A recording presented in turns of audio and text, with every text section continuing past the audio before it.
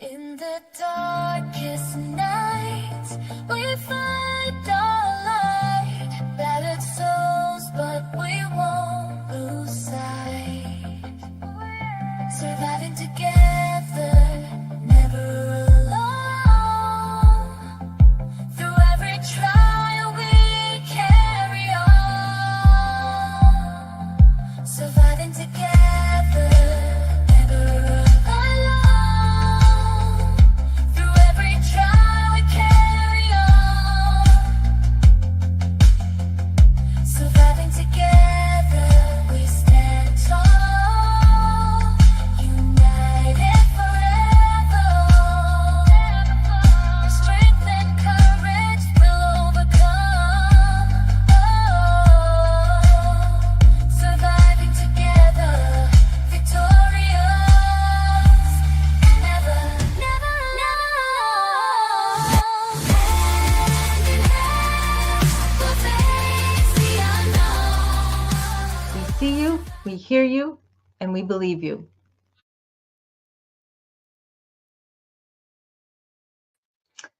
Hey everyone, how you doing tonight? Welcome to Surviving Together, where you have landed. Thank you for joining us tonight. This is a safe space for sexual assault and other trauma survivors to get together, connect on their healing journey, and also for education of trauma-related subjects for all. I am going to move my camera down just a tad. I'm too lazy to get into the app. There we go. That looks better. All right, let's see who we have here tonight before we get into tonight's topic. I do have a few other things, housekeeping topics to go through before we get into our topic. Crystal M, thank you. I did check my email and I did respond to you, so you should have that right now. And Janet, welcome. Thanks for joining us. I'm glad you're here. Shannon, I hope all is well. Hope your travels have been good. Thank you for coming tonight. Deaudrey, a pleasure as always. Thank you. Tommy Stiggs stopping in, saying have a good evening and a great show. That is awesome. Thank you so much. Todd, how you feeling? House of Matrix Rabbit, what is going on? I hope you're feeling a little bit better. I hope things are going okay for you. Mustang Mike, thanks for being here. Mike F, oh, pleasure. I'm so glad that you are here. Indigo Twin, thank you. Oh, it's so wonderful that all of you are here. And Hamana, you are here. Thank you. I had promised to get you a wrench, and I need to do that. If I can find you again. Hang on. Oh, shoot. Now I don't know how to do it. I don't think I can do it on my phone. Darn it all.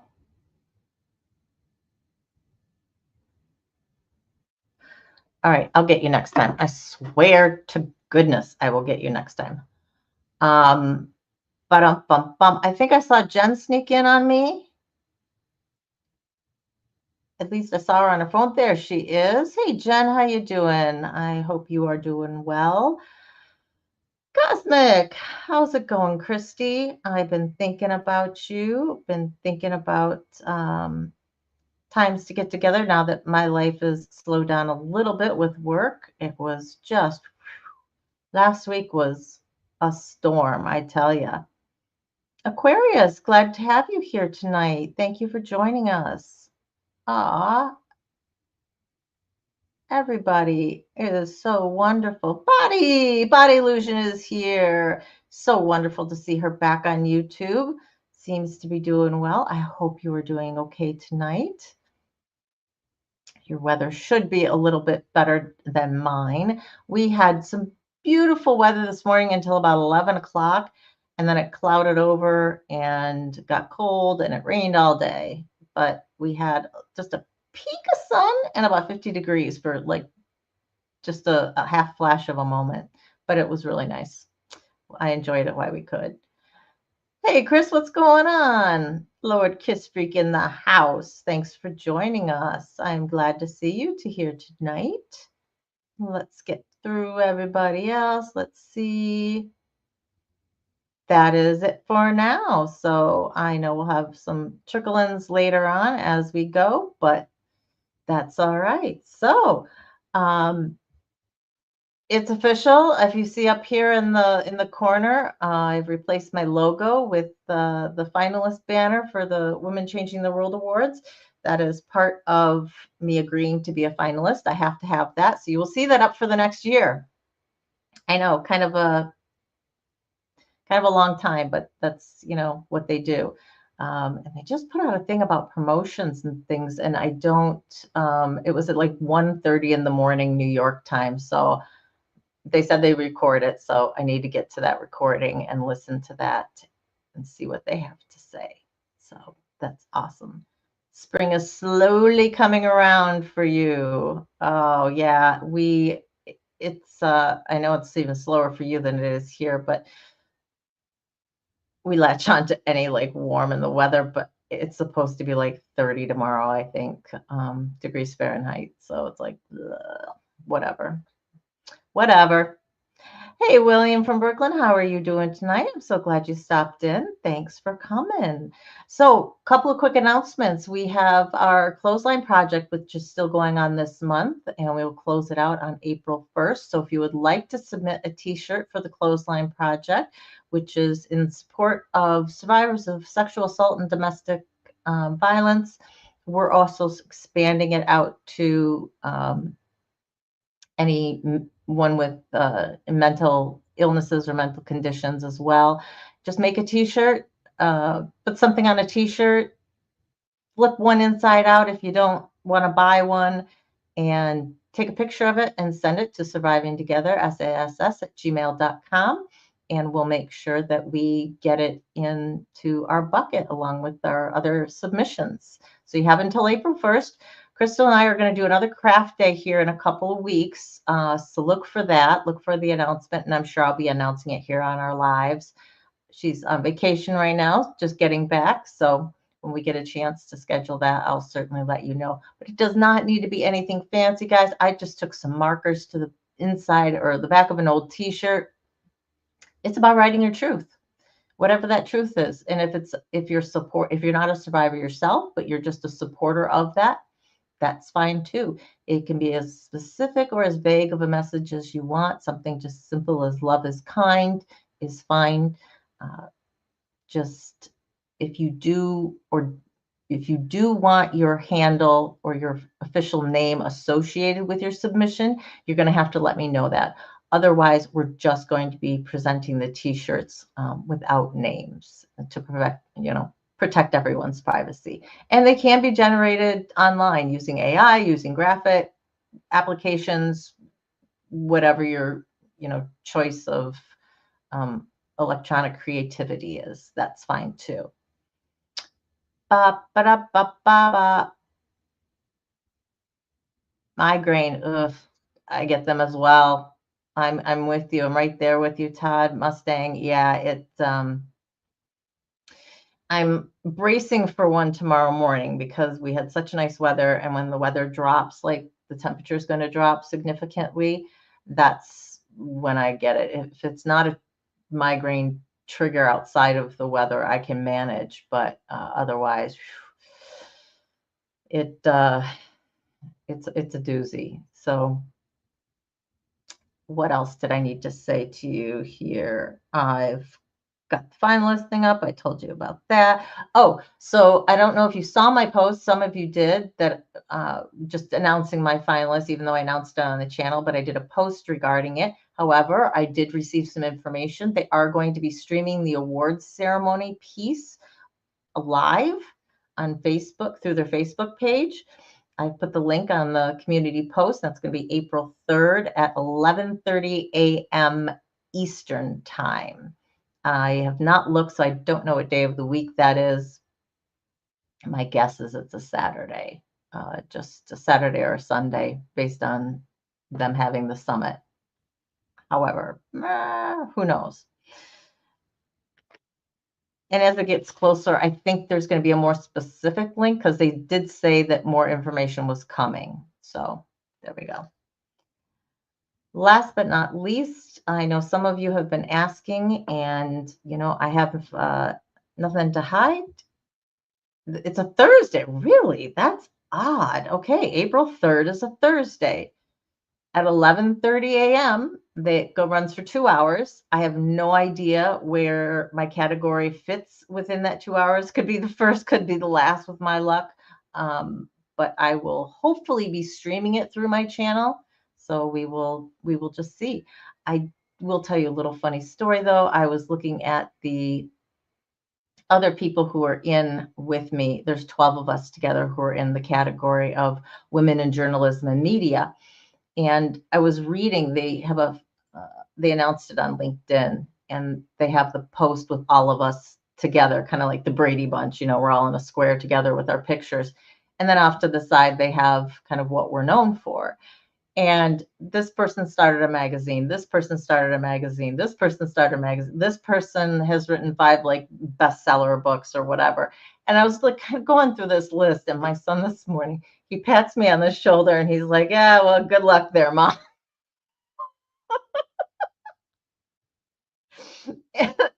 I just, I couldn't help but bust a gut. I was just like, thanks, dear. I appreciate it. Little old me and this 1-year-old YouTube channel, right? It's like, but it doesn't matter. I'm just thrilled that I was even considered for it, and to be honest. So if I was to win first, second, or third place, it would just, double my honor. But you guys, as I said in my post, you are what makes this channel. And so it is you I have to thank for becoming a finalist, because this channel wouldn't be nothing without you and what you make it. So I thank each and every one of you. Hey, Kim, how are you doing? Thanks for stopping in. My other's keeper is here tonight. Thank you. Thank you for being here. I hope you are doing well. And Todd may get to go home from the hospital tomorrow. That's wonderful. Yay. It is awesome. Indigo, thank you. She says, it's not the age of the media, but the impact you've had for this community. Well, thank you. I hope that they're basing the finalists off of, 1, 2, 3, off of our written submissions. I could have sworn there was going to be an interview process when I was reading this the first time around, when I was actually just submitting the nomination. Maybe time-wise or staffing-wise, they weren't able to do it. And I was so looking forward to them, like, yes, I can rock this. This is no problem at all. My written just stuff, I don't know. All right, we'll see. I hope with the written goes looking at the channel and what that is, because just by looking at the words, you need to see what I do. You need to see what you guys do and how well you support each other and how much you make this community what it is. That's what we get across. So we'll see. I don't know. Hey, Hollywood, how you doing tonight? I hope well. And I know I think the rain has moved on from us, so everybody on the East Coast is bracing for all the rain that we had earlier, I know. Hey, Gen X Effect, Clinton's in the house. Thank you so much for stopping in. I'm glad you are here. That is awesome. Let's see. Is there anything else that I have to? Oh, yes, the last thing, the main thing. I'm sorry. Yeah, I'm fixing my hair, Tommy. If you're not looking, um, many of you know I have been going through some health issues.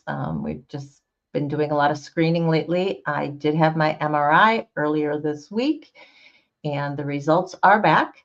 The areas that I was concerned with in my breast turn out to be probably just glandular. They're not suspecting anything. There were a couple areas that they're a little not concerned about, but just, potential. So I'm scheduled for a 6-month follow-up MRI, and I'm going to have that. So that's the good news.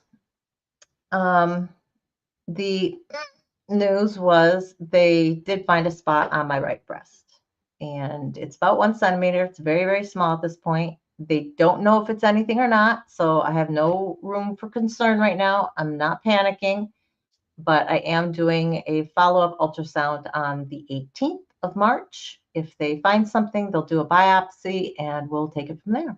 If they don't find anything, same deal, 6-month follow-up MRI, and we'll see what happens in 6 months. So there is the latest on that. Instead of answering everybody individually, I have no qualms about putting my health information this way out so you are all informed. So as far as I know, still all good.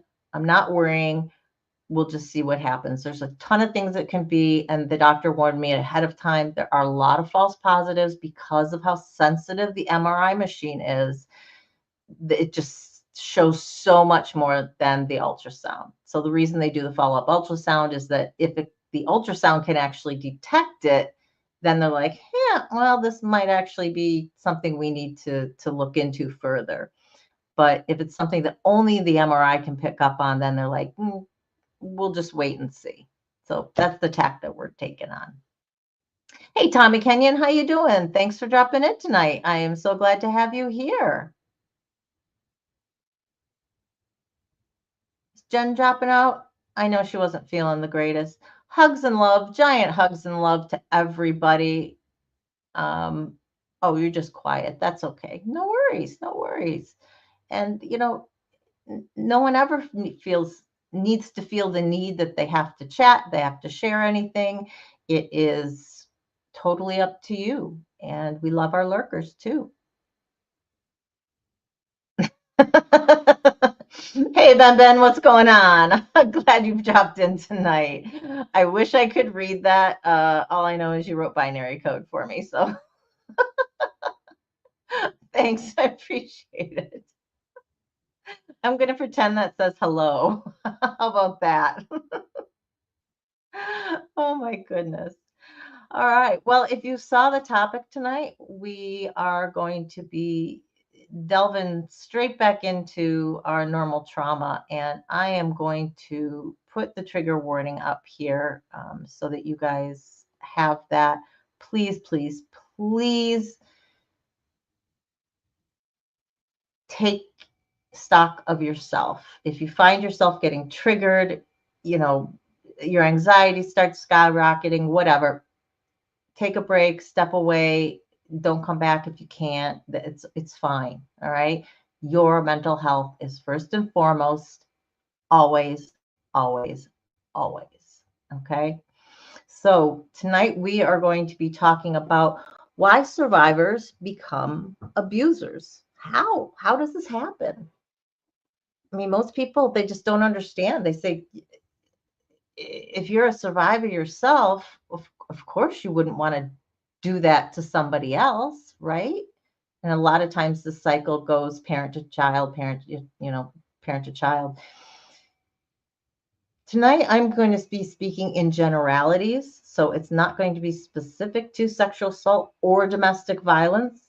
Um, we can look at that more in depth if there's interest. So you can let me know in the comments if that's something that you want to delve into more, and I can do more research into that area specifically. Because there is so much overlap, it just made sense to do this as a more general topic. There is a lot more research out there, easily available research, I should say, on the domestic violence front.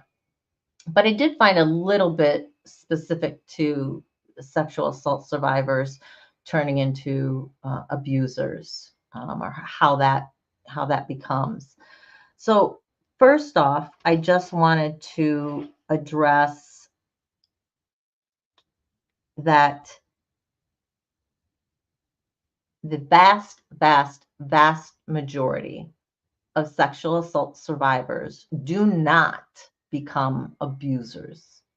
And in fact, between childhood abuse, so when I say survivor, it's childhood survivors that we're speaking of.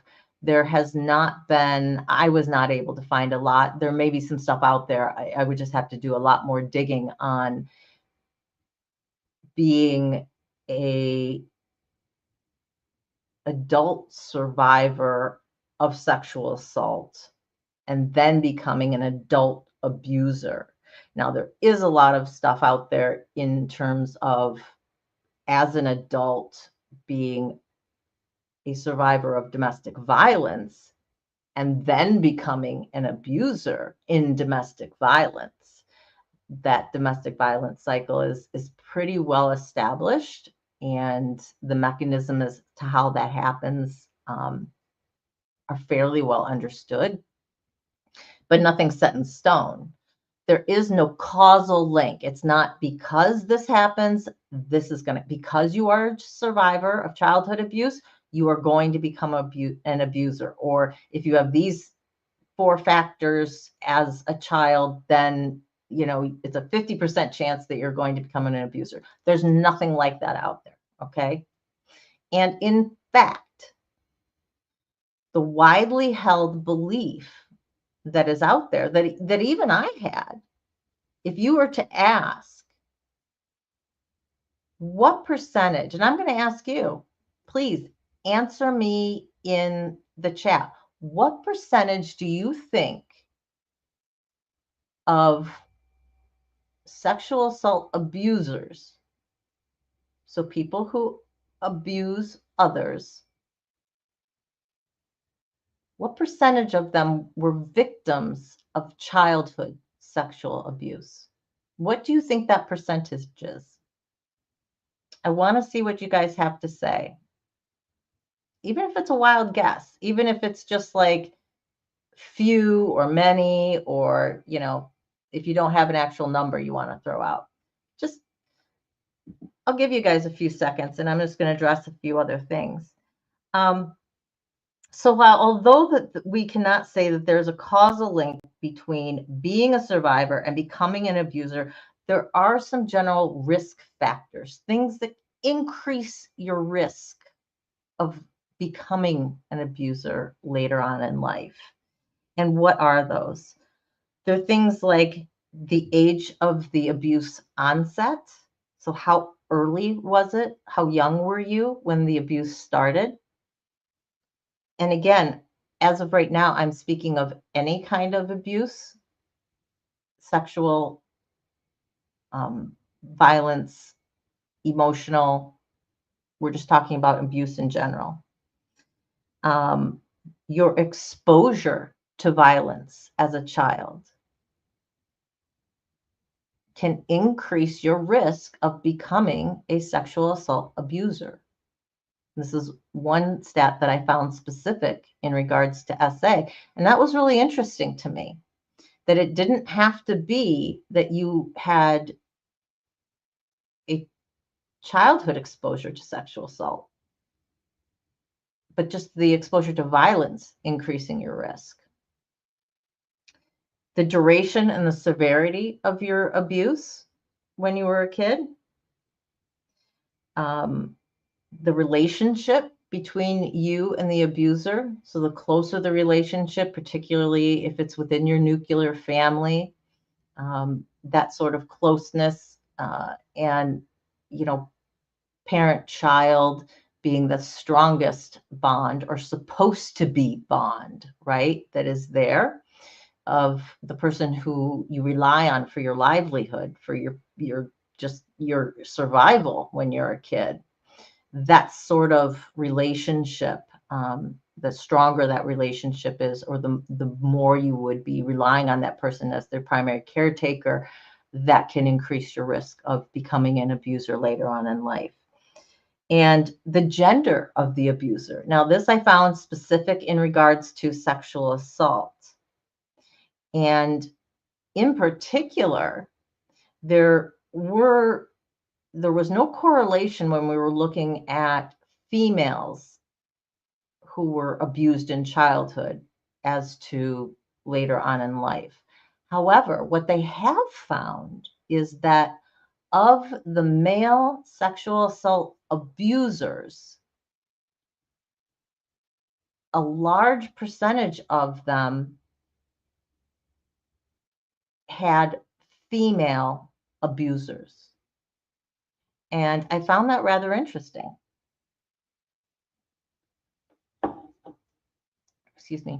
Jen said, what was the question? My question was, we have this widely held belief that the vast majority of sexual assault abusers were themselves victims of childhood sexual abuse. And so my question to you was, what percentage do you think that is? Now, Indigo has said 15%, which is rather low. And Clint has said 99%. Ben said only 2%. So we've kind of got everything across the board.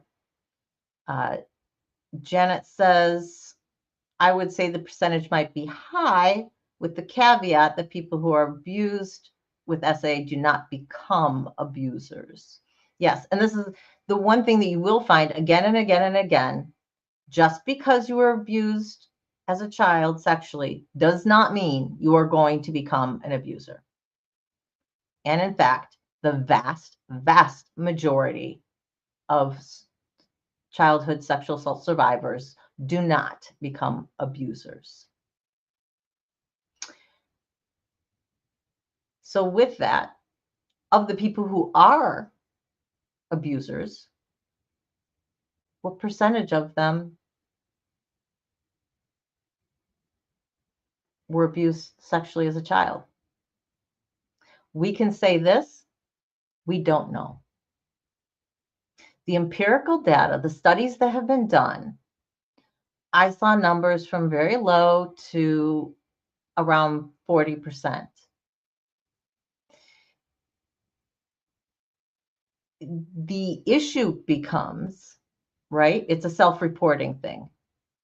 So you're asking people who have been found out to be abusers as an adult, were you sexually abused as a child? The reason that we don't have good data for this is not only are we basing it on self-reporting, but there has been a trend, for lack of a better word, of being a victim, carrying some sort of crown with that. If you're seen as a victim, people might give you a pass card on your later abuse. And I read several studies where they said that, this is a problem in therapy with counselors, not holding the person as accountable for their adult abuse of others when they have childhood sexual abuse than they would if you didn't have that. It becomes a mitigating factor in their minds. And so there's less accountability as an adult. So it's really interesting. It's something that I think that if you were to go out and ask 5 of your friends, I think most of them would say, oh, I bet most of them, or a large percentage of abusers, are sexual assault abusers, were abused as a kid similarly. It's just something we've always said and we've always known.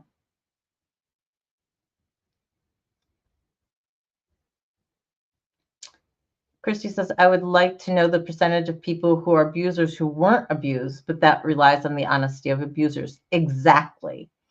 And in this almost victim culture that we've become as of late, and as of late, I mean the past 10, maybe 20 years, it's,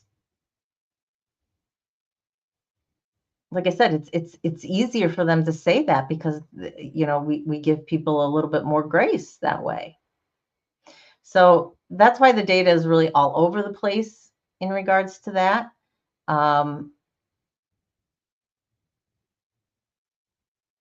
Indigo, there are studies out there. I have to do some more. I have to do deep dive into that to be able to get some of that information because I actually have to go into the journals themselves. So if you are interested in more of that type of information, please leave a comment after the show, or if you don't feel comfortable with it being public like that, go ahead and email me your request. Hey, ALV, how are you doing tonight? Thanks for dropping in. I'm so glad you're here. So we can't, since we can't really say, we can't make a correlation between, childhood sexual abuse or childhood abuse and being an abuser later on in life, what can we say? Well, yes, that is Moki, I think. Yeah, I had to look. That's Moki. They have both been pains in the butts. I have stink bugs who are crawling in my window. They're finding any little creak or crevice through the tubing in the window, and they have been flitting in and out because of the warm weather. So they are definitely on the stalk with that. I've already picked up 2 today.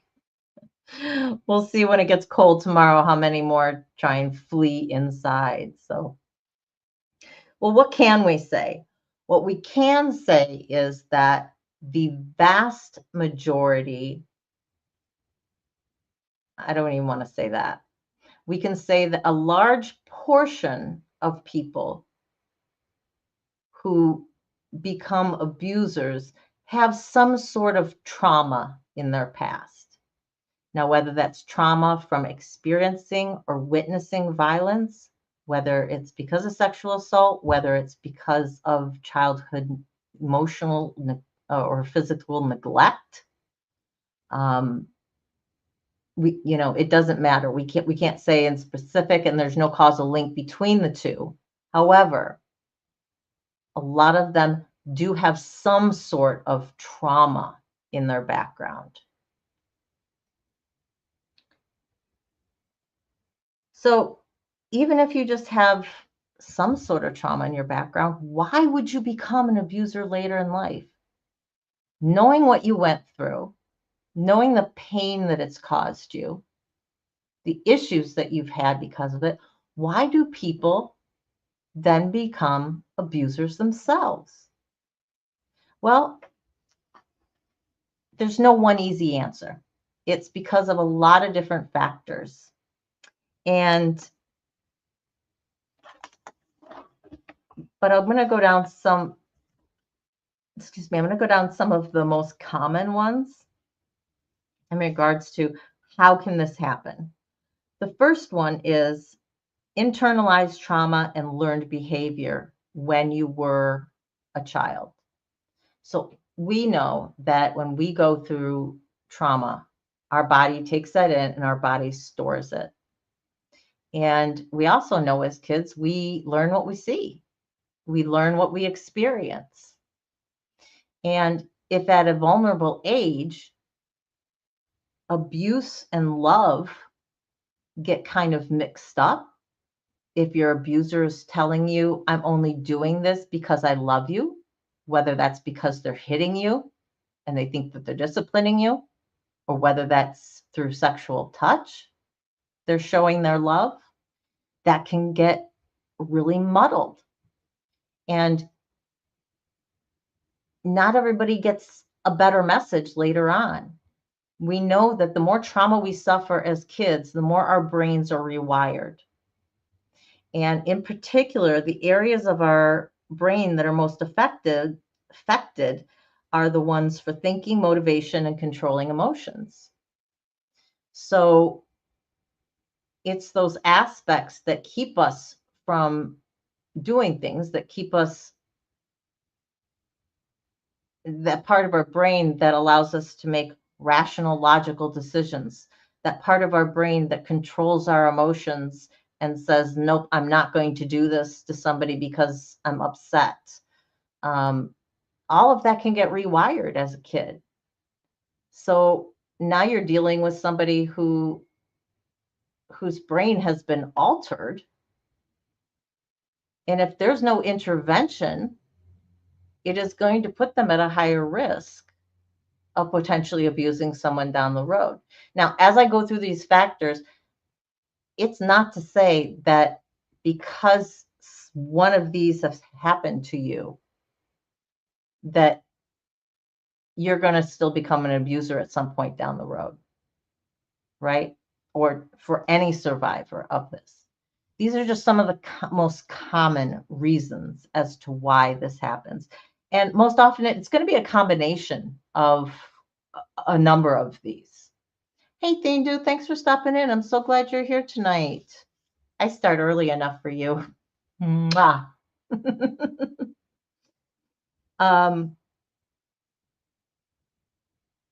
So not only can the abuse love message get mixed up, but also when the abuse surrounds sexual assault, we can mix up sexual attraction, what arouses us sexually, with that abuse as well. So later on in life, it can be that abuse is sexually exciting for you. And that's not to say that you're therefore a pedophile. Okay.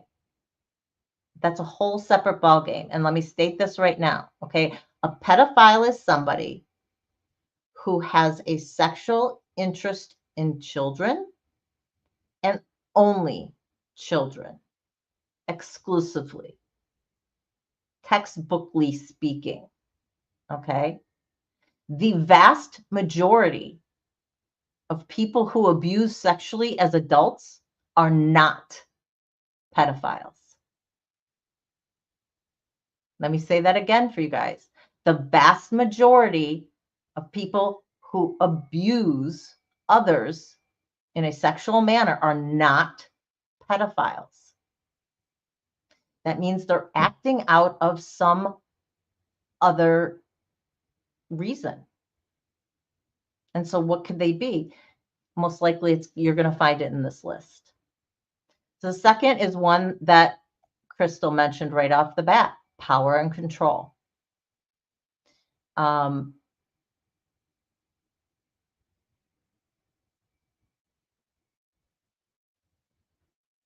Ben, you're absolutely right. You're absolutely right. The amygdala is that survival piece, what they call the lizard brain, right? It's everything that just keeps us alive.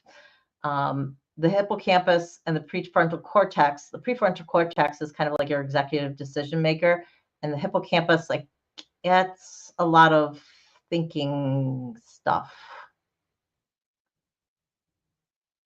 It's really important, but no, I can't tell you exactly what, but I know the amygdala and the prefrontal cortex as to basics about those. So no, you're not wrong with that. You're not wrong.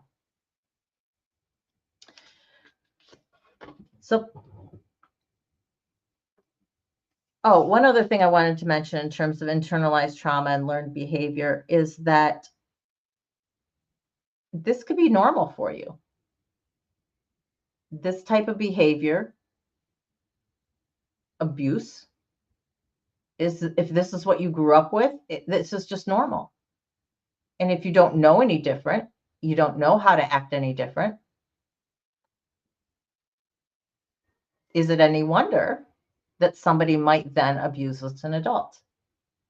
Again, it doesn't mean you're going to, but it does increase your risk.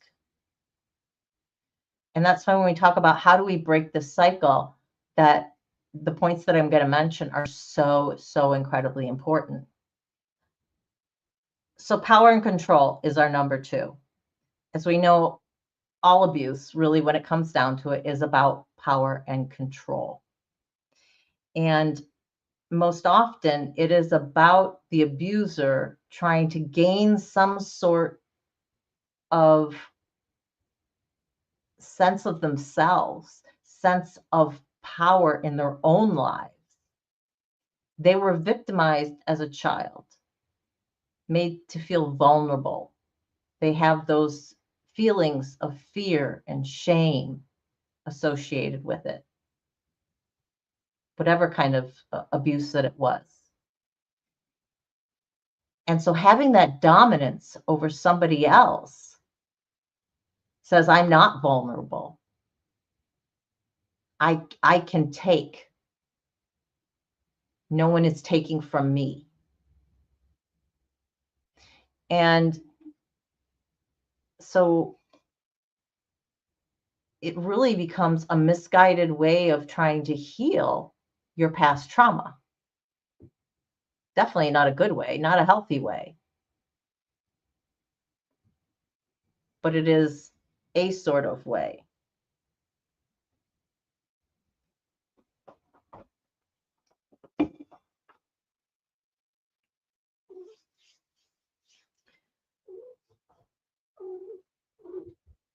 So the third reason that people can be, I'm sorry if you, meow, meow, meow, meow.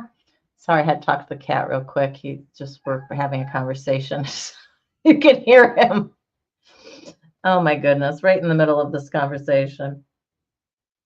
So emotional regulation issues. A lot of people who have suffered trauma have difficulty regulating their emotions on their own without having learned some positive adaptive skills, right? I don't know a single one of us who I haven't spoken to one-on-one of you guys who I know who haven't struggled with this to some degree. Our ability to regulate our emotions is really messed up. And a lot of it has to do with the brain wiring that gets messed up as a kid when we suffer the levels of trauma that we have.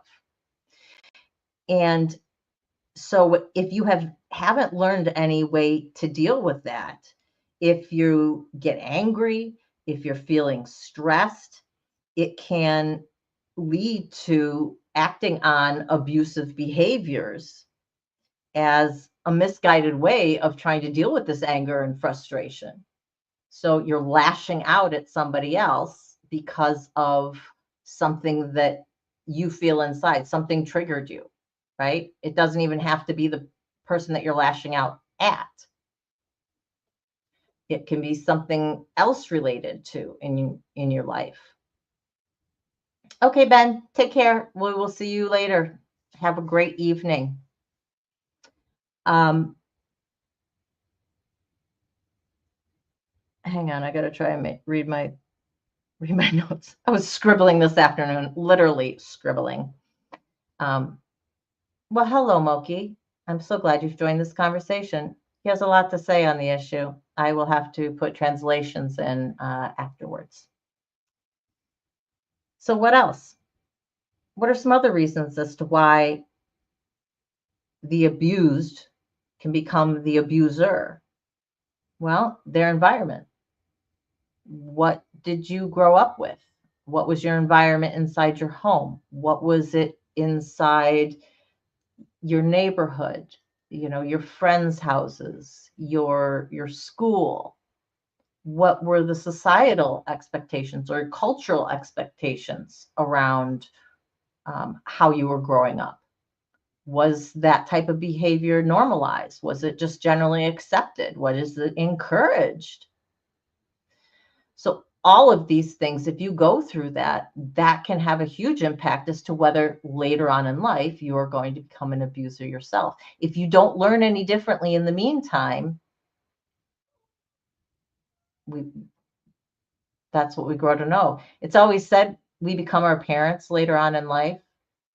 I don't know if you ever heard that, or as an adult, have you ever gone, oh my God, I've become my mother, or I've become my father. That's exactly what my father would say, or how he would react, or she, whatever, you know. And it's true, because those are our primary forces in our life that shape us when we're a child. The people who are around us who are supposed to be our primary caregivers. And what we see from them is really what we emulate. And if you don't learn any differently in the meantime, is it any wonder that some people then go on to abuse? Doesn't mean you're going to, but it's very, very possible. Another reason is internalized negative beliefs, these ideas that we are unworthy, we don't have value.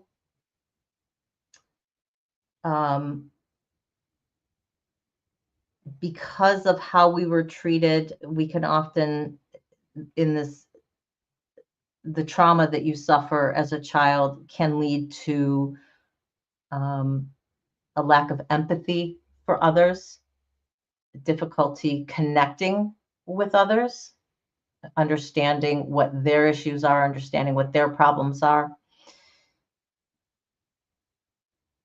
And part of this ties into the emotional regulation issues when we have these feelings of unworthiness, of not being valued, asserting dominance over somebody else, taking power for yourself is a way to internally say, I am worthy. I do have something of value. See, I have control over this person. I get to choose whether they're hurt or not. It's not a healthy way of going about things, but it is certainly from a behavioral analysis standpoint an understandable path. And the last one really ties into all of it as well is lack of support. When you don't have anything intervening as a child or as an adult, you don't have support systems that you can rely on so that you can tell what's happening. You don't have people who are demonstrating healthy relationships. You don't have people around you who can assist in helping you through your issues based on your trauma. That lack of support, who do you rely on? You rely on yourself. And if you yourself have not gained positive coping skills, as we know most people with trauma do not, we turn to unhealthy ones, most often substance abuse, which in and of itself, long-term substance abuse can alter your brain.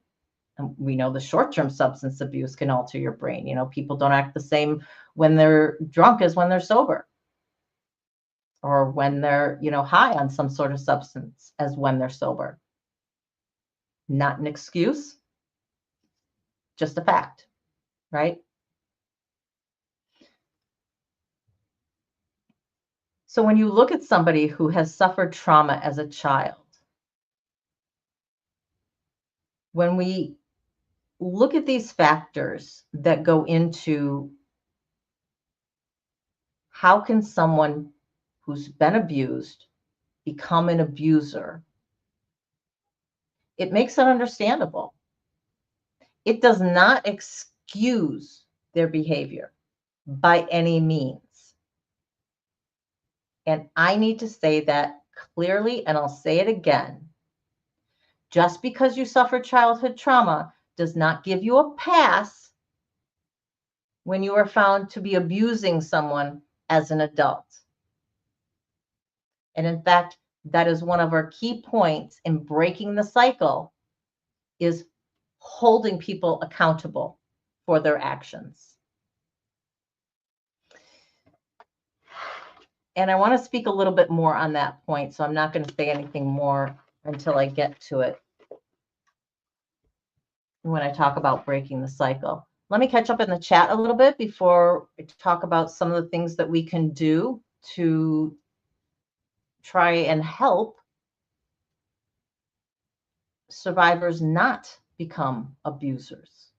How do we break the cycle of abuse.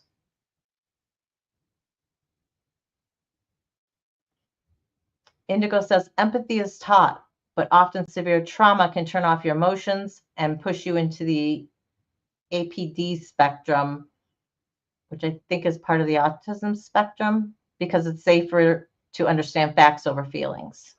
Yes, 100%. I hear you, Moki. Moki agrees. Moki agrees, Indigo.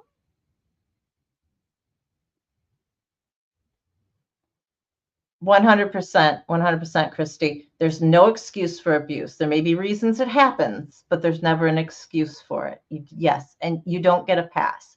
And that is going back to the problem. The reason I said that the data was problematic in trying to get good information and good empirical studies done on the number of abusers who were abused as kids because of this victimization, this victim society that we seem to have become. It's a lot easier for them just to, even if you weren't, to claim that you were.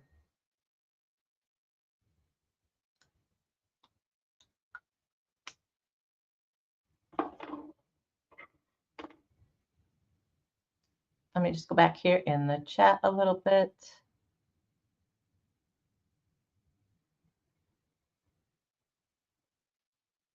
Hey, Echo, how are you? Thanks for dropping in. I'm so glad you joined the conversation tonight.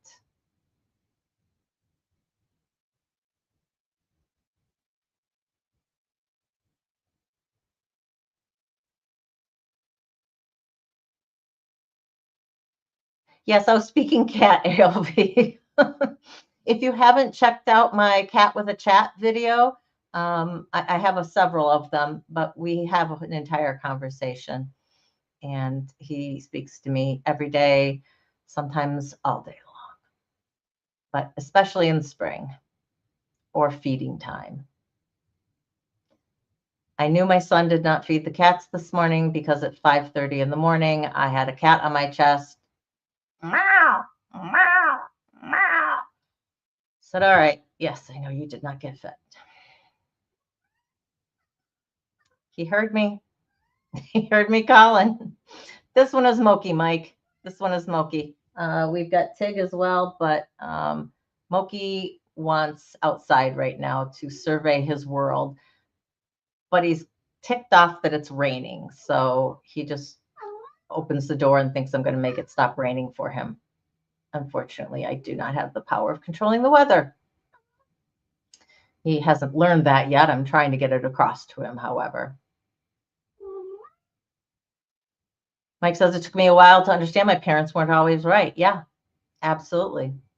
You know, those are the only people that we have to emulate in our lives, are those who are our primary caregivers, those who are closest to us as we're growing up. And if none of them are positive influences, it's kind of the old adage of what chance do we have of becoming well-adjusted members of society? Unless we take it upon ourselves to learn better, to do better, we're not going to.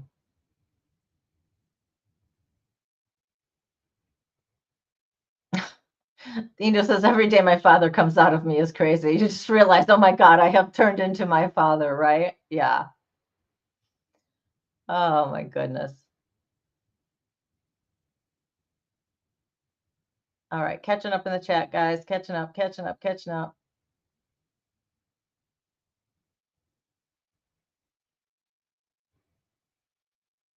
Yeah, trauma cannot always bring people together, especially when someone may have also suffered trauma within your family, was also considered one of your abusers.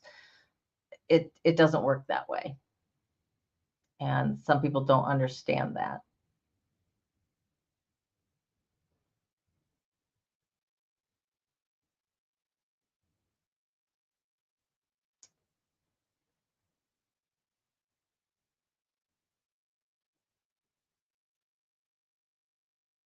Okay, I think we're caught up in the chat. Good for you, Crystal. Good for you.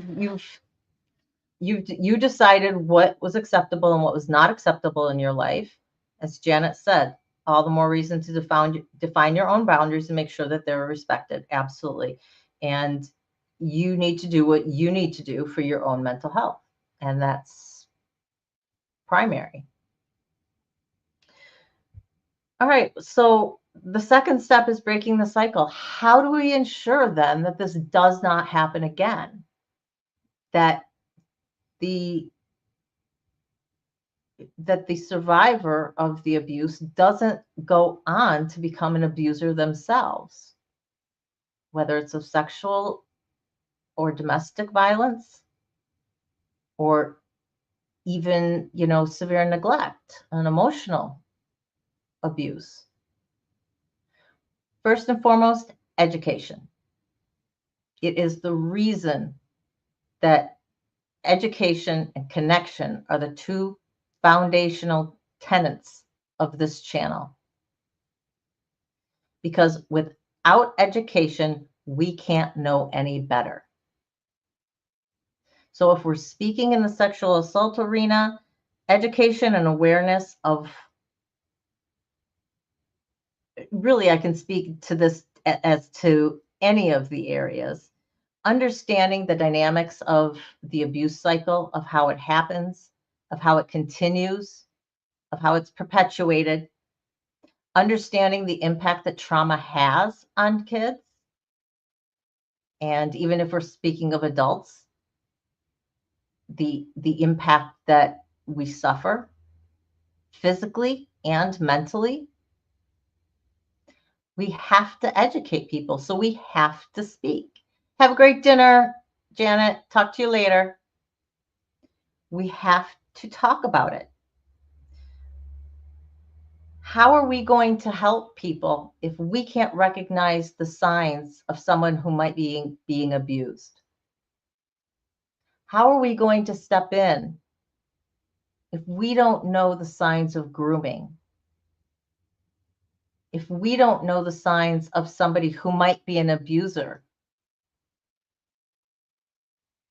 That boyfriend or girlfriend of a good friend of yours who is controlling more and more, who is more and more manipulative, who is isolating that person from friends and family more and more. If we overlook all these things, if we don't see the patterns, if we don't know what to look for, we can't help.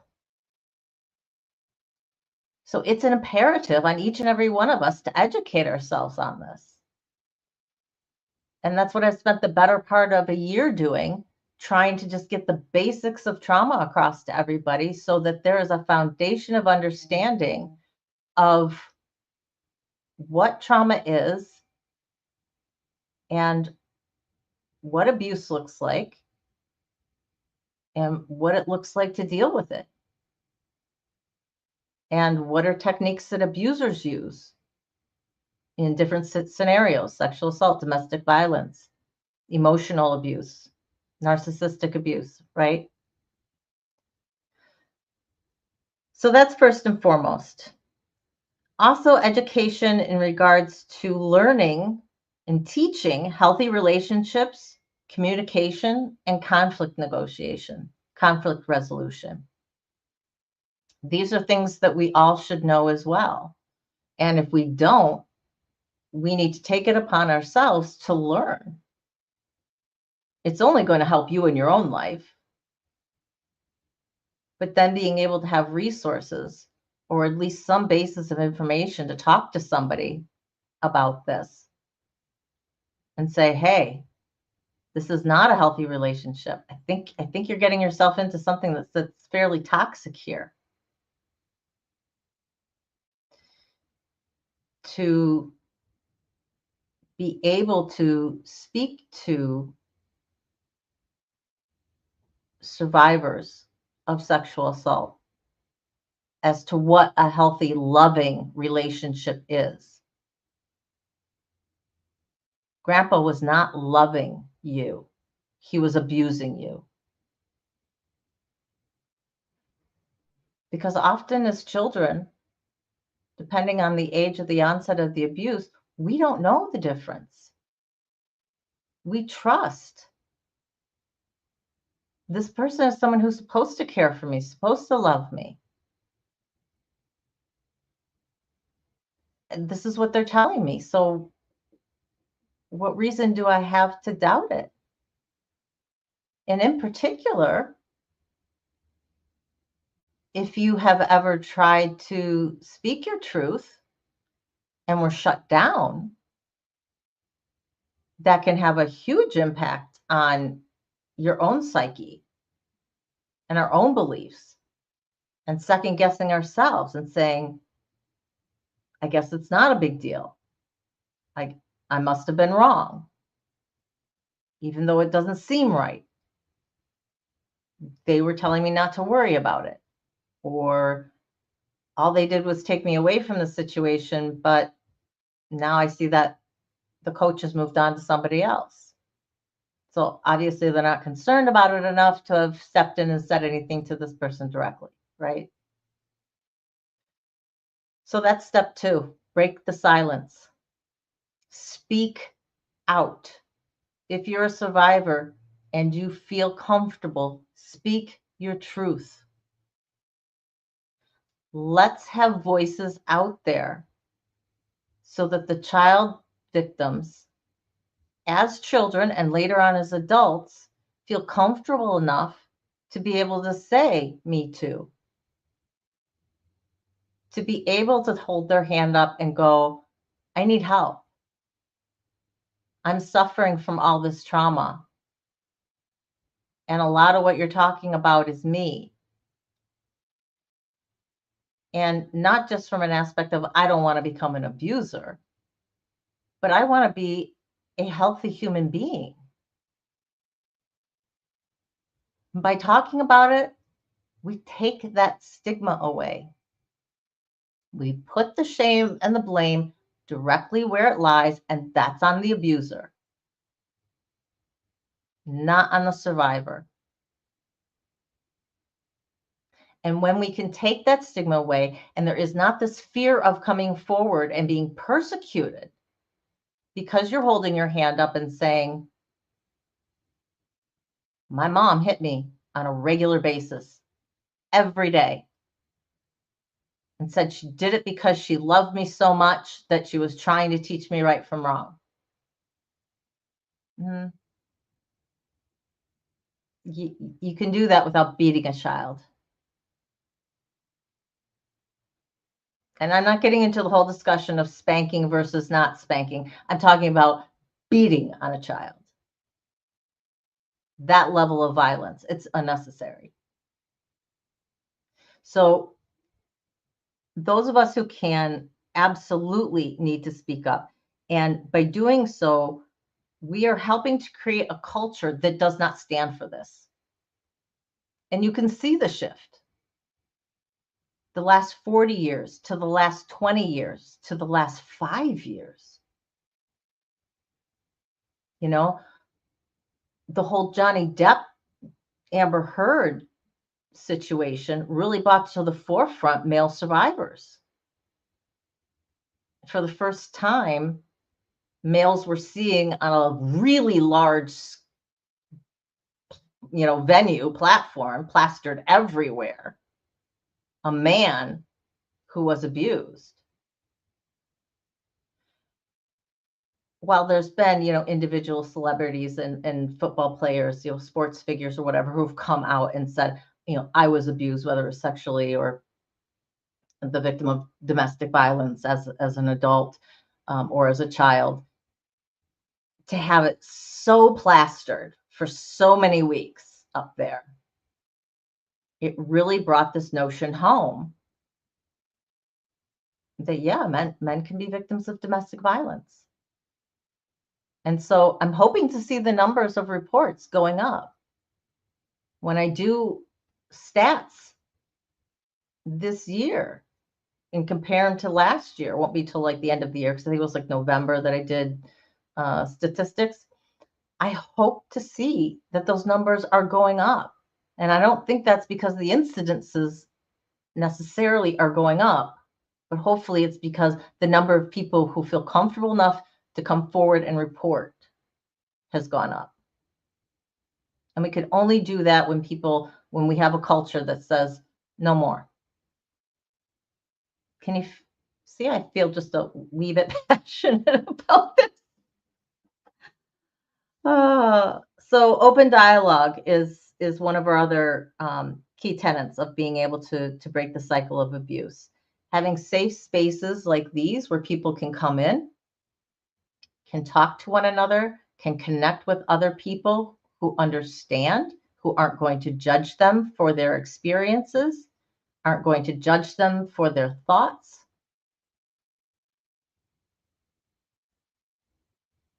Even though I had no drive, interest in sexually abusing my son, I was always keenly aware of it as an issue. Just because of this notion of I was abused, I could become an abuser, right? So I was like hyper aware on this. And that's why I stress again that the vast, vast majority of childhood sexual assault survivors do not go on to abuse sexually. Now, I made mistakes. Did he suffer some emotional abuse? I'm sure, probably. I went through 10 years of not being extremely mentally well.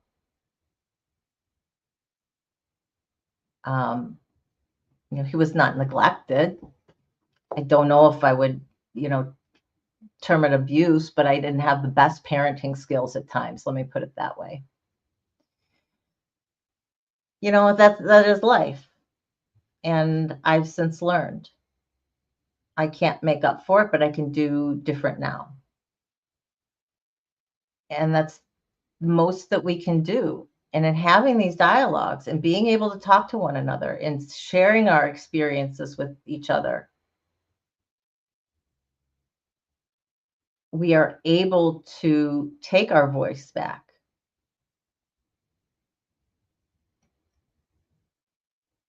Crystal says, when I finally broke my silence in grade 9, she had more shame put on her by her mother than anybody else. And I hate that that happens. When kids are invalidated, when they speak about abuse, it has got to be one of the most devastating things.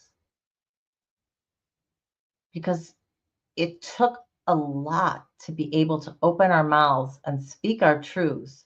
And for that then to be shut down and told, no, you're wrong. You question everything. I know I did. Well, so then don't worry about it. This isn't something to worry about? At what point do I worry then? At what point is it wrong? Do what I believe about other things? And relationships got all weird in my mind for a long time. It was not until I was in college and I was taking classes and I was learning about healthy relationships, learning about psychology, learning about communication skills. Did I come to relate better to people? Did I come to be able to understand what a healthy relationship was between parents, between the parent and child, between friends? So romantic and platonic. It was very eye-opening for me. He very, very much wants outside, and I'm so sorry to the stream. He is being a pain in my patootie.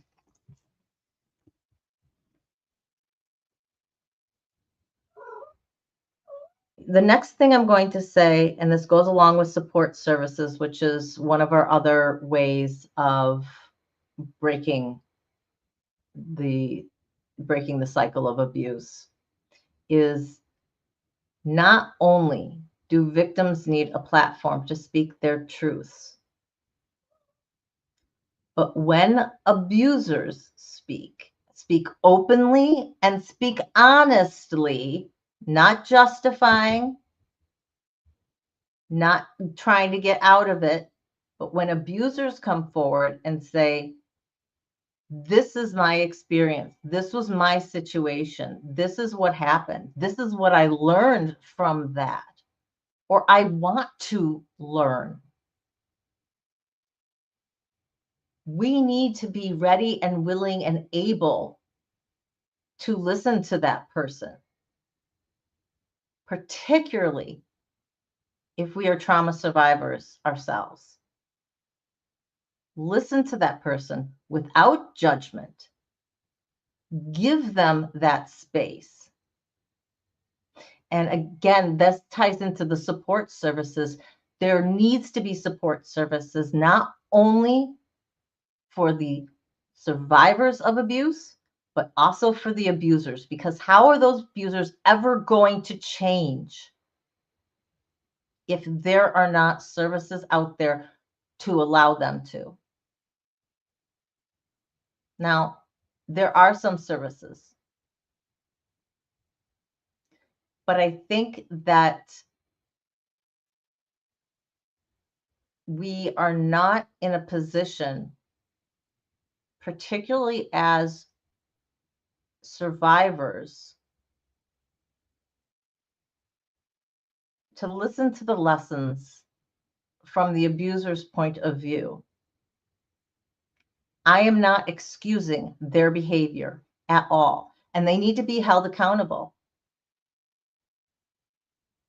And that is the final tenet, is accountability and support, protection for victims, for the survivors. But we need to be able to listen, because in doing so, we are going to perhaps figure out better ways to help that population. Because otherwise, we're just putting somebody back into the same situation. We're just putting them back into, population, general, outside locked up population with the same skill sets that they had before. And actually a worse set of skill sets because they've been locked up. So there has to be services for both of us. All right, Chris, have a great one. Jimena, you as well. To anybody else who left who I didn't catch it. Indigo says, I live next door to a DV situation and I called the cops several times and have zero regrets because they had kids in the dynamic as well. Absolutely. It really is a situation of see something, say something.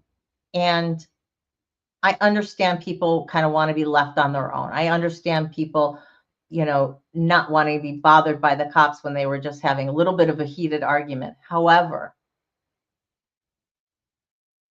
I think the people most worth their salt are going to be saying, listen, it was a hassle dealing with that, but I'm glad you called. Because what if something had really happened? I mean, you don't want the neighbor who is calling on you every other day for every little thing, right?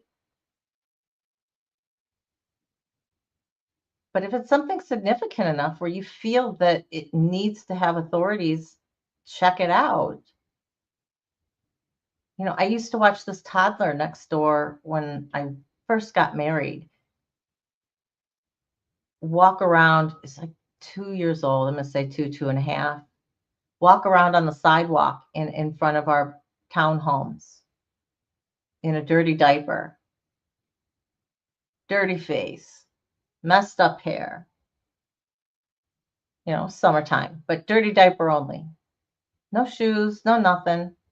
Just walking out there. No parent watching them. What the hell?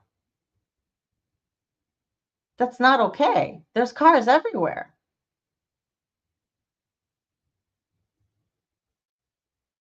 And after the first few times of knocking on the door and saying, "Hey, did you know your kid's outside?" Yeah, I finally did call somebody.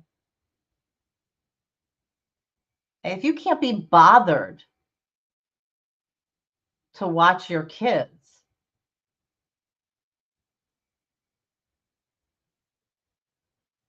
it's tough.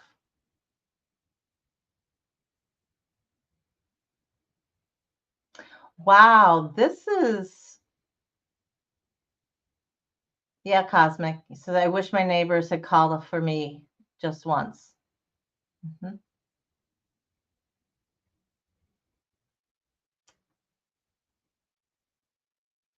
I had somebody comment on one of my lives after watching one of the grooming um, videos.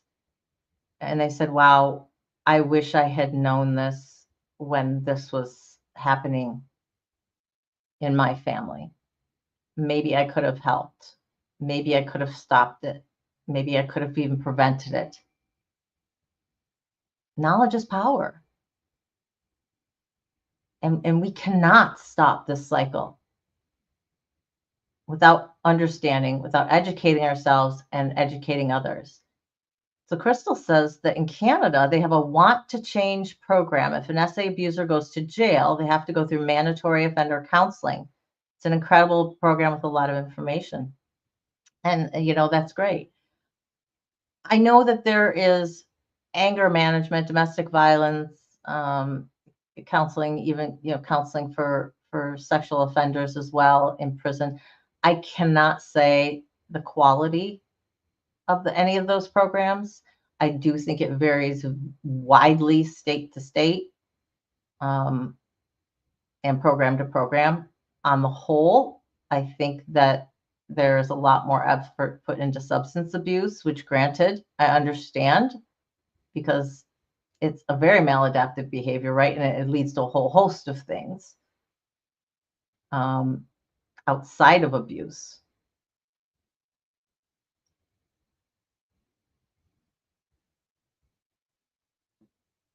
But the behaviors that somebody is going to learn in prison just to survive, if they're going to survive on the outside, we've got to give them a fighting chance to do so. If they're going to break whatever cycle they got into that got them into that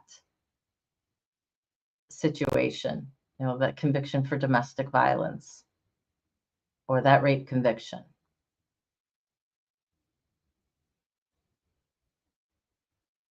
we don't want them just to serve time and then be put on the streets with the same set of skills.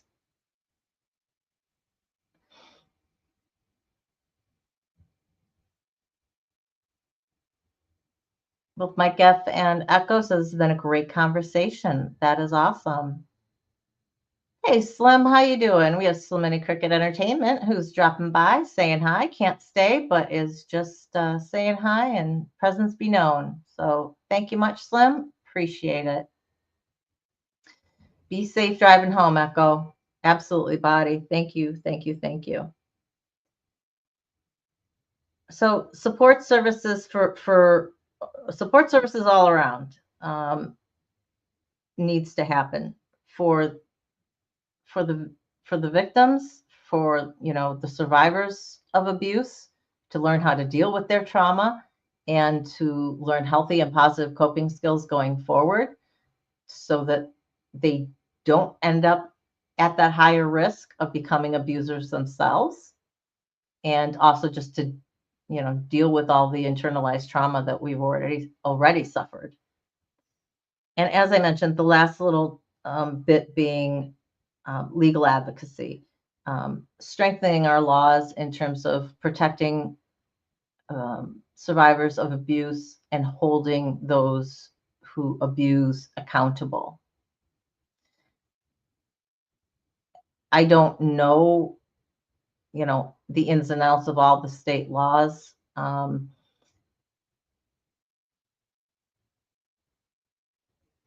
I don't believe that there is, there's no legal mitigation, because you've been a survivor of abuse, if you're being faced with, a criminal charge for being an abuser.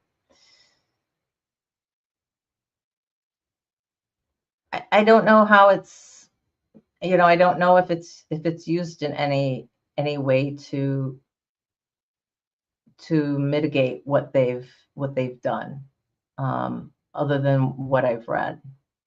So I don't really have any personal experience to add to that.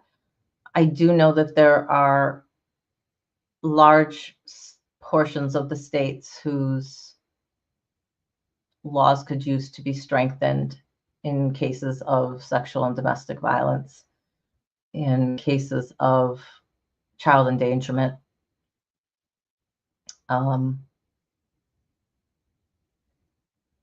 It's frightening. It really is frightening. And I've dealt with these people. I've dealt with these parents who have had kids taken away. I've dealt with termination of parental rights cases. And it's heartbreaking, because for some of these people, they've not only been victims of trauma, they've been usually, they don't have adaptive, positive adaptive skills in being able to have healthy relationships, in being able to communicate effectively, in being able to resolve conflict peacefully. And there's a lot of hoops you have to jump through once your kids are taken away to be able to get them back.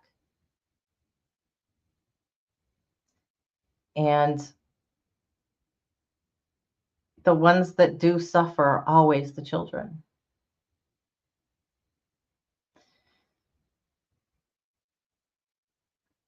So that's on a large scale macro overview of the subject of survivor to abuser. Again, if you want to get into more specifics, whether it is adult survivor to adult abuser, whether it's just within sexual assault, whether it's just within domestic violence, that's something that can be done. Those are separate live topics that I can get into and do a deep dive research into. It's going to take me a little bit more time, because I'm going to have to pull some journals and things like that and look up some more studies that get more targeted into those areas. But let me know, drop me a comment, and I can certainly add it to the list of topics to research. If you haven't liked or subscribed, please do. Really appreciate it. Hitting that like button. The algorithm seems to like it. And we're only, I think last I looked, 20 away from 400. We're closing in. We're closing in on it. So it's been a great ride. And I appreciate all of your support here on the channel. And comment after the show. Algorithms love these comments, because the more you guys comment, the more it shows the algorithm that people were listening, that people like the content.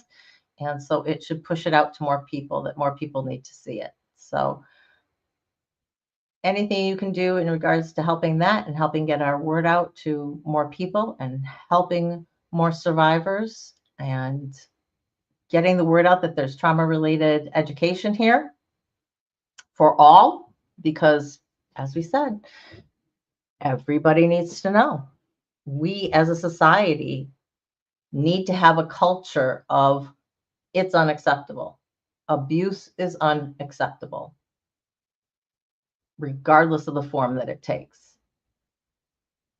And the way we get about that is educating everybody. I am pleased where the change has come in the last even 20 years. I'm excited to see where it ends up 20 years from now. 2045. Wow, I probably won't even be dead yet. That's going to be, it's 2045. Can you imagine writing that on a check? Probably even won't have paper checks then, but wow, wowzers. That'd be interesting. That'd be interesting. So I know tonight was a heavy topic. Please, please, please take care of yourselves, especially if you are a past trauma survivor. Make sure that you are surrounding yourself with as much love and support as you possibly can. Give yourself grace if you have some, if you have a bad day, pamper yourself, do whatever you can. Please protect your psyches. From the bottom of my heart, I thank you for being here and participating in this conversation. And we'll see what Saturdays is going to be. I don't have a topic locked in. I've got a couple of ideas. If you've got anything that you want to hear about it, again, shoot me an email or drop it in the comments, and I will definitely consider it. This topic was actually one that was suggested by one of the channel subscribers, and so I took it up and ran with it. So if you have anything that you would like to talk about, that you would like to know more about, that you want to hear, you saw a study that just tickled something in you and said, hey, this might be, maybe there's something here. Maybe there's a larger topic discussion to have surrounding this information. Let me know. Send it on. I would greatly appreciate it. If you think anybody needs to hear this information, please share the videos with anybody. We've got a whole host of different topics that we've talked about, and please share it on. Spread the word. Knowledge is power, and that's how we're going to get it out there. So thank you all for joining me tonight. I have thoroughly enjoyed the conversation, but enjoyed my time with you all. It's been, I think, a topic that is not talked about enough, and it is definitely a cycle that can be broken. And that's the positive out of this, is the cycle can be broken. We don't have to stand for it as a society. Bottom of my heart, guys, thank you, thank you, thank you. Hugs and love to all of you. Please remember, you are worthy. You are valuable. And you are loved for who you are, just the way you are. Surviving together, never alone. Bye, guys. Have a great night, and I'll see you Saturday at 3 p.m. Eastern.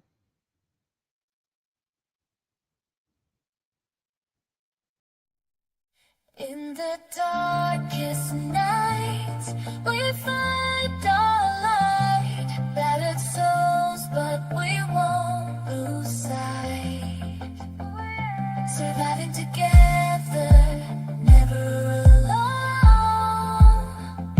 Through every trial, we carry on. Surviving together, never alone.